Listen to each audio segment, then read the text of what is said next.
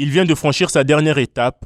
Le PND 2022-2026 a été adopté par les deux chambres du Parlement. En plénière ce 14 janvier, la Commission économie et finances du Sénat congolais a donné quitus à ce PN2 dit de seconde génération qui définit l'action du gouvernement durant les 5 années du quinquennat du président de la République.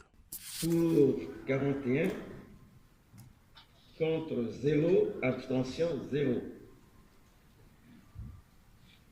Le Sénat vient ainsi d'adopter à l'unanimité avec amendement le rapport de la Commission économie et finances sur le projet de loi portant approbation du plan national de développement PND 2022-2026, une économie forte, diversifiée et résiliente pour une croissance inclusive et un développement durable, irréversible, ainsi que le projet de loi.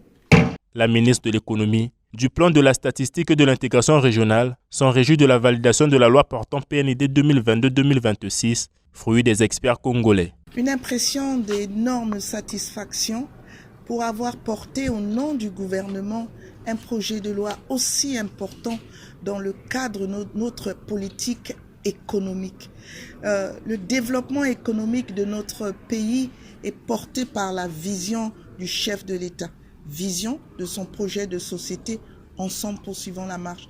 Donc cela a été un grand honneur et une grande satisfaction de voir que aussi bien l'Assemblée nationale que le Sénat ont porté haut ce projet de loi puisqu'il a obtenu un vote à l'unanimité à chaque fois. Le programme quinquennal à vocation économique repose sur les activités agricoles, le numérique, le tourisme, l'immobilier, l'industrie et les zones économiques spéciales. Nous voulons ainsi aussi mettre en valeur le travail qui a été fait par les cadres congolais. Ce travail a été reconnu aussi bien par l'Assemblée nationale que le Sénat, et c'est donc une autre satisfaction.